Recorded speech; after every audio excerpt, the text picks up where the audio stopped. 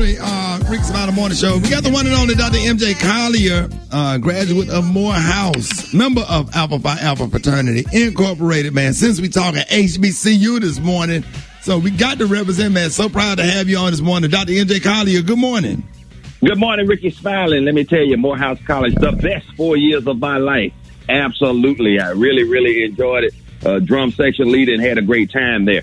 It's time for your coronavirus update for today, Friday, July 31st. And let me tell you, after an increase of 68,000 cases yesterday, the United States is now up to 4.58 million cases.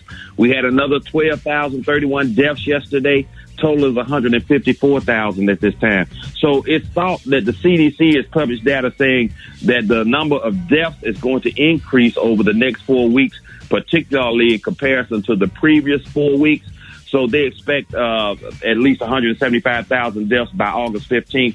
So we are really looking at, the virus is just completely out of control. We need to have a plan in the United States. We need to do something to not only blunt this curve, but to decrease the cases. And as you know, when it starts to affect famous people, it gets your attention. With the death of Morehouse man, Herman Cain, due to the coronavirus, that's gotten and captured a lot of attention, and I think it's blunted some of the Republican response in reference to masking up and protecting yourself from the coronavirus. Remember, if you're going out, you have to take into consideration three things. Is it a closed space that you're attending?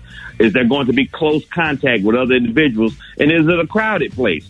So make sure that you take those three things into consideration when you're making the decision to leave your home, because once that decision has been made, you've made a decision to accept risk, and your risk goes up depending upon those three factors: closed spaces, close contact, and crowded places, Rickey Smiley. Wow. If you want to talk to MJ Collier, call us 8669. Rickey, you're on with Dr. Collier. Good morning. I have a 13-year-old daughter who has a trait of sickle cell and has chronic allergies. She takes 2 allergy shots a week, and seems the wintertime is harder on her because she has a lot of congestion, gets in her chest, and sometimes she has difficulty breathing. I'm trying to make the decision whether or not to send her back to school or should I do the online schooling.